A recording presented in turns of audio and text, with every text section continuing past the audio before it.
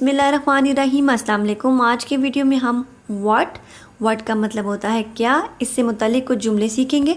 तो आइए स्टार्ट करते हैं। वक्त या टाइम क्या हुआ है, व्हाट्स द टाइम।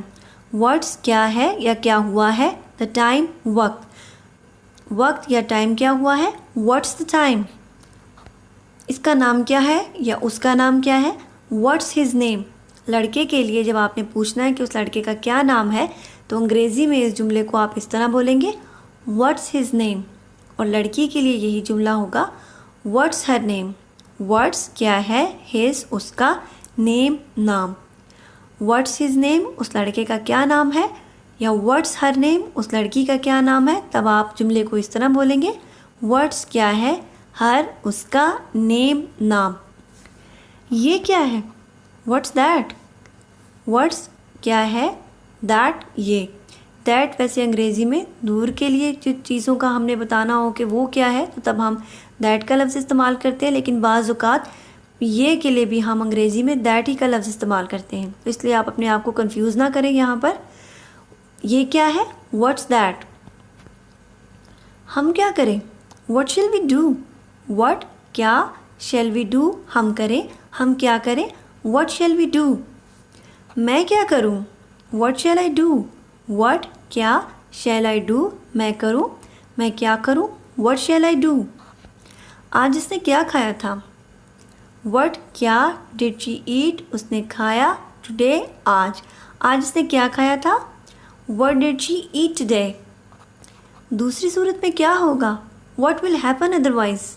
व्हाट क्या विल हैपन होगा, अदरवाइज दूसरी सूरत में या इसके अलावा। दूसरी सूरत में क्या होगा, व्हाट विल हैपन अदरवाइज। ये किस किस्म की जगह है, what sort of place is this.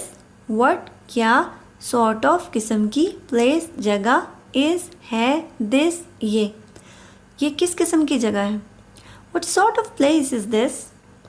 अब हम क्या करें, what shall we do now. What क्या, शैल वी डू हम करें, नाउ अब हम क्या करें, what shall we do now.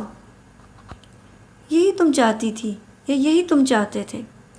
अंग्रेज़ी में इस जुमले को हम ऐसे बोलेंगे, this is what you wanted.